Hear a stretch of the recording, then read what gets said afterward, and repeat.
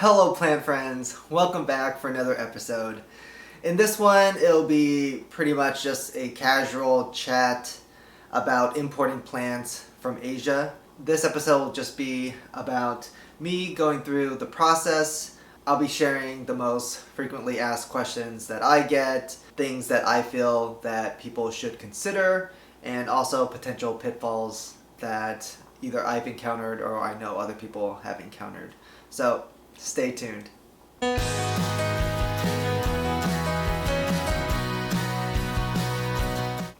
So we're going to go through a couple things. We're just kind of go through the process. We're going to talk about picking a seller, picking plants, how to pay, how to track, and getting through the customs process, receiving the plants and whatever recovery process you need to go through. And then I'll end with some of my personal thoughts. Sellers and growers in these Asian countries are not out to steal your money or scam you any more than, the sellers in any other country. So you'll have a few bad apples, but I think as a whole, most sellers are trying their best to run a good business. So they're not trying to cheat you. It's just that there's a lot of processes and things that go from, a good plant in their possession and then a good plant arriving to you. So I think that the process makes things a bit more difficult and complicated, but as a whole, I don't think that most sellers that you'll see or talk to are out there to just, take your money and run. In picking a seller, I think it's very important to find an established seller, someone that's been around the scene for a while. The reason why I would recommend an established seller is that they've sort of just been through the ropes. They know how to package your plants, they know how to do the right documentation and get your product through shipping and through the customs process as quickly as possible. When choosing sellers, you should talk to multiple sellers. Do not go with the one that's the cheapest. I feel that, just like anything else, if it's too good to be true, it's probably not true. I would really, really be cautious about just picking the one that has the cheapest price. Ask them if they've shipped to whatever country you're in. That's my first question. Are you familiar with sending plants to the US? Are you familiar with the customs process? I don't really know how productive or useful this question is, even though I feel like it should be asked, just because every seller will be yes, every seller will be like, oh yeah, of course, I've sent there multiple times. Most of my customers are in the US or Europe or whatever country you're in. Most of their buyers will be from that country, coincidentally. A lot of you have probably heard about this like certification. What they're talking about, at least in the US, and I think in pretty much any other country, is a phytosanitary certificate or phytosanitary certificate. Basically, it requires the grower or the seller to bring a soil sample to a lab to get tested, and basically that lab has to sign off and say, okay, your soil is not infested with nematodes or whatever bugs or pesticides or whatever. It basically says that this has been grown in good conditions. Some sellers will charge you extra. Some sellers will have that included in the price. Some sellers will have bulk shipping. It ultimately comes to all about the same. These costs are all sort of fixed, and some sellers incorporate that in the price of their plants, and other sellers have it, as a separate addition, and then the plants themselves are cheaper. All right, the next thing we'll talk about is picking plants. So if you're not familiar with the seller, I highly advise that you start with plants that are very hardy. that are very robust, that survive shipping very well. So what plants are these? Usually Thai constellations, very good. A lot of Monsteras, very good. Some philodendrons are a lot more sensitive than others. Most of them will survive the trip, even though they can end up a bit tattered. The velvety leaf philodendrons like the melanochisum or the varicosum or the hybrids, the gigas, those leaves can get a bit blistered and bruised easily during the shipping process. Just make sure that that's in your considerations when you're picking the plants. Like I said, I would advise people who are new to this process to pick plants that are more hardy, especially Monsteras, Thai constellations. Very, very good choices. All right, the next thing we're moving on to is paying. Always pay through PayPal, okay? Always pay through PayPal, not the friends and family. Always pick goods and services. I think a lot of established sellers will just automatically do this for you, and they'll charge you a fee. Usually it's like 3 to 5% fee for using PayPal, and that's a fee that PayPal charges them to use the service, so then they just tack it on to the price. Always pay through the goods and services via PayPal. Some sellers will ask for like Western Union or something else. Don't do that. Just do PayPal. If they bicker or argue or try to make you lean another way, that's a huge red flag in my book. Don't do that. I know that some people say, if you pay through PayPal, everything will be fine, because if the plants, don't make it to you or they're not very good, then, you can always get your money back. I think that you should take this with some extreme caution, even though PayPal does lean towards protecting the buyer more than the seller, and you can make a claim. You would have to prove that it's really the seller's fault. And what does that mean? That means that they either did the phytosanitation certificate wrong, or they did not package your plant correctly, or all the roots are rotted or the plant arrived dead. In those cases, you're more likely to get your money back or PayPal to be on your side. But if your plant comes bruised, that's part of the shipping process. If it gets stuck in customs for 2 to 3 weeks and it comes withered and dried or needs lots and lots of rehab, that's not really the seller's fault either.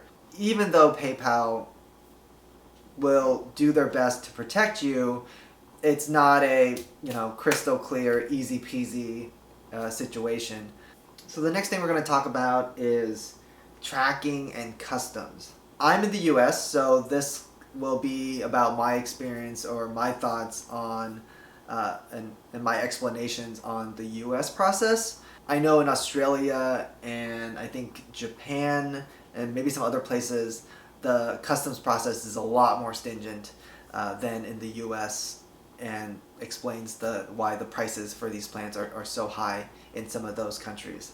So for tracking, I use the USPS app.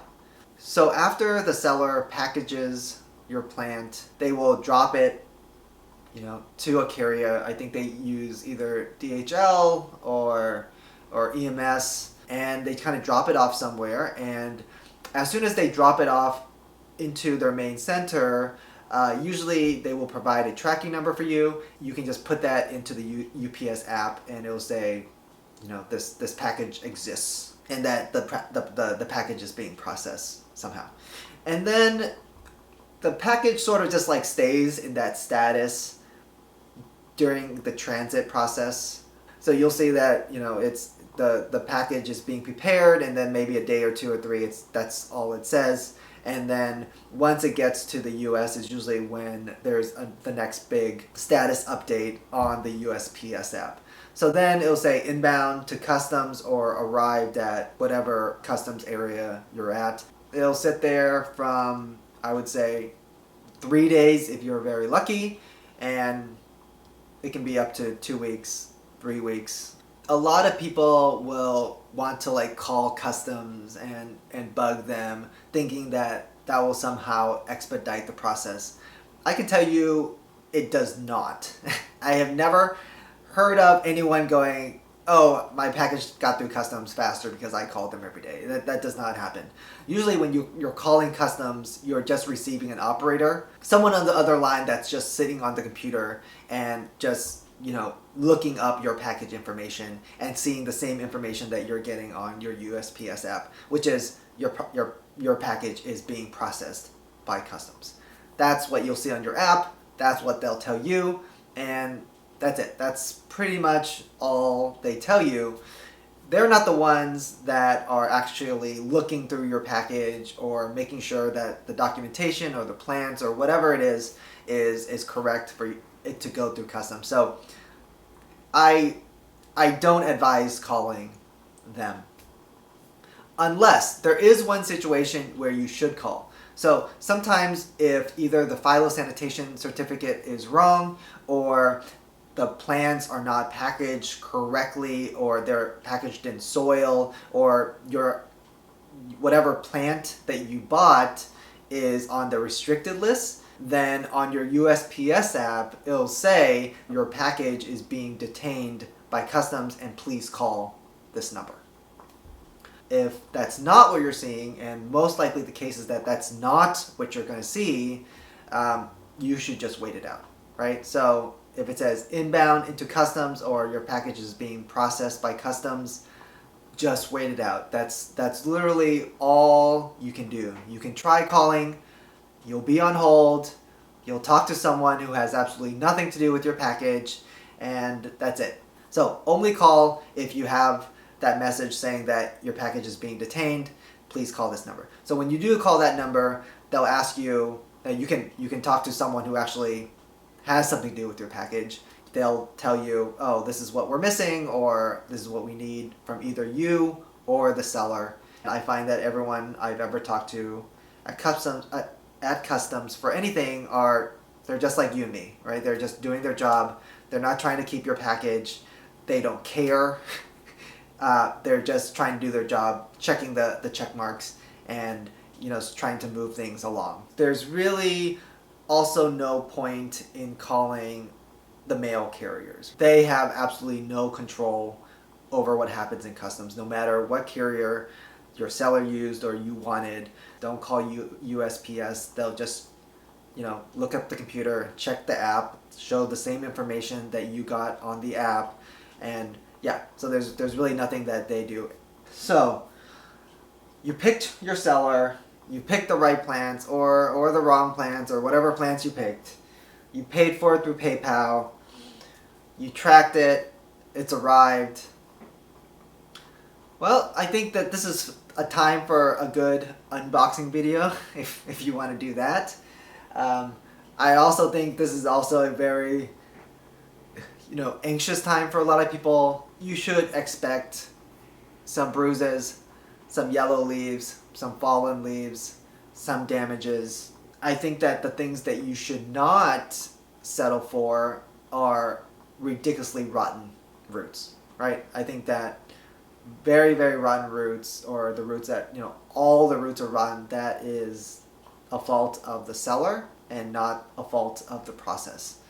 If the roots are a little dry, if some of the roots are rotten and can be clipped off, if the leaves are bent or torn or something, I feel like a lot of that is part of the shipping process and the risk that you take. But I think that just, if all the roots are rotted, that's not you. That's a fault of the seller and the packaging. And for that, I think that you should make a claim with PayPal. So lastly, I'd like to add some of my personal thoughts on this topic. No one's going to argue that there is a significant price differential for a lot of plants between these Asian countries and the US or Europe or Australia. I think that's a big driving force, and everyone understands that. Just know that, yes, there are some people who do it and people who do it a lot. And there are also people who don't do it or choose not to do it and have done it before and now they're just done. I think that if you're a person who wants perfect looking plants, you want the most amazing Instagrammable specimen, that's probably not what you're going to get from these foreign imports. A lot of them will come bruised or damaged a little. I feel that a lot of people who think about importing are on a very strict financial budget. They're looking for their 1 or 2 or 3 dream plants and can't afford the US prices. I feel that when these people import, it may not be the best idea, just because what happens when you have a bad shipment, right? It's like you're gambling, but you can only play one hand, and you're risking a lot of money on that one hand, right? I feel that if you are more financially flexible and you can play more hands, then yeah, if you have a bad hand or a bad shipment, you can weather that and make up your losses with the other shipments. But if you can only afford one shipment, that's sort of a risky proposition. Unfortunately, as I was editing this, I realized that some of the footage towards the end was cut off and wasn't recorded. So totally, totally sorry about that. The good thing is that I think everything that I wanted to cover has been covered. If you feel like I'm missing anything, if you have any questions about anything, please just comment below. Also, you can find me on Instagram. You can look me up on Facebook. Please reach out, and thank you so much again for watching this. Thank you for your continued support. Till next time, happy planting.